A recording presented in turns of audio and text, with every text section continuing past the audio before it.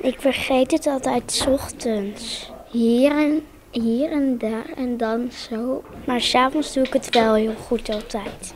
En dan ga ik weer zo. Ik ga steeds die 3 keer mee door. Bern van groep 3 en 4 van basisscholen Al de Nijen in Ljouwert leren vanmorgen hoe ze het beste toskpoetsen kennen.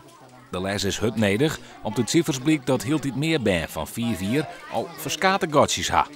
Plaats je de tandenborstel rechtop je kiezen. En dan vervolgens maak je kleine bewegingen op je kiezen.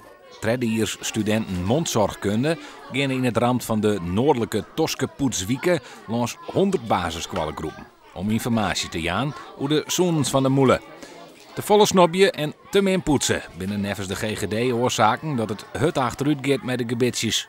Nou, er is onderzoek geweest dat bij toch wel mindere gebitten hebben. Komt vaak dat ze de tijd niet nemen om te poetsen en dat er bij een volle meer eten te verkrijgen hebben, snoep te verkrijgen hebben. En dat ze net vaak, het is belangrijk om net vaker zo'n keer per dag te eten. En dat ben je toch wel vaker eten per dag. Lollies en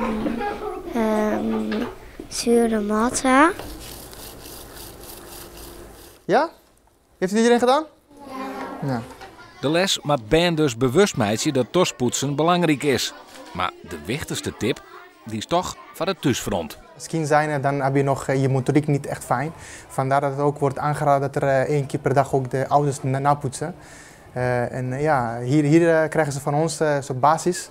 En het is de bedoeling dat ze met behulp van hun ouders dat gewoon meekrijgen en ontwikkelen, zeg maar, poetstechnieken. Dat je hier ook heel goed moet poetsen.